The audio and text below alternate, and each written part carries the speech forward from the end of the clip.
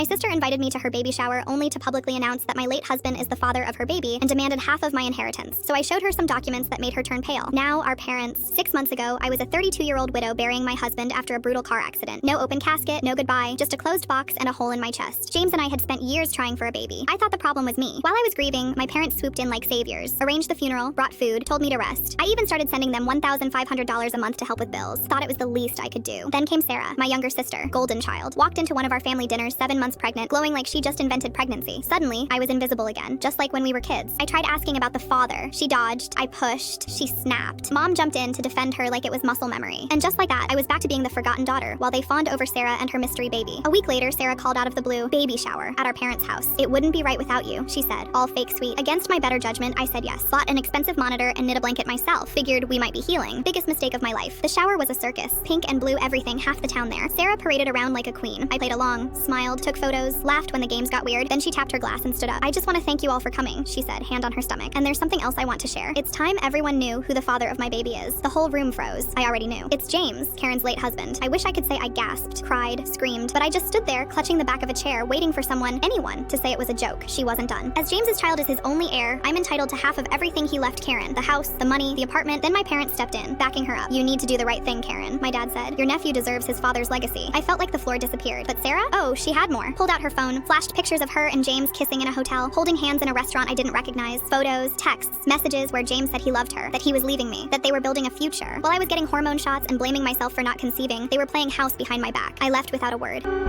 Canceled the money I was sending my parents. Sarah kept texting. Then came the email. If I didn't give her half, she'd sue. Said it was for the baby. Said it was what James wanted. Then I got a call. Blocked number. Woman's voice. Said her name was Elizabeth. Said she was James's mother. Impossible, I told her. James was an orphan. No, she said. He lied. I'm his mother, and I have something you need to see. We met the next day. She handed me a sealed envelope. Inside, medical records. James had been sterile. Diagnosed a full year before we got married. 0 chance of natural conception. All those treatments. All those nights I cried myself to sleep thinking it was my fault. And he knew. He let me suffer just to keep his secret. We went to court. Sarah showed up in full morning glam, cradling baby James Jr., sobbing on cue. All I want is what's fair, she said. My son deserves his father's legacy. My lawyer calmly handed the judge the medical records. Sarah's lawyer tried to object, but it was too late. The judge ordered a DNA test. Sarah sneered. You can't. James was cremated. Then my lawyer smiled. Actually, Your Honor, James's biological mother is here. She's willing to be tested. Elizabeth stood. The room gasped. Sarah turned white. 2 weeks later, we were back. The judge opened the envelope, read the results. This child shares no genetic relation to James Wilson or his biological family. Therefore, James Wilson is not the father. Sarah started sobbing. Blamed multiple partners. Claimed she didn't mean harm. She just wanted a good life for her baby. The judge dismissed the case with prejudice. Told her she was lucky I didn't press charges for fraud. Outside the courthouse, my parents tried to play dumb. We didn't know. Mom said, please, we're struggling since you cut off the money. Didn't respond. Just blocked them again. This time right in front of them. Elizabeth met me by my car. You okay? She asked. And for the first time in months, I laughed. You know what? I think I'm finally getting there.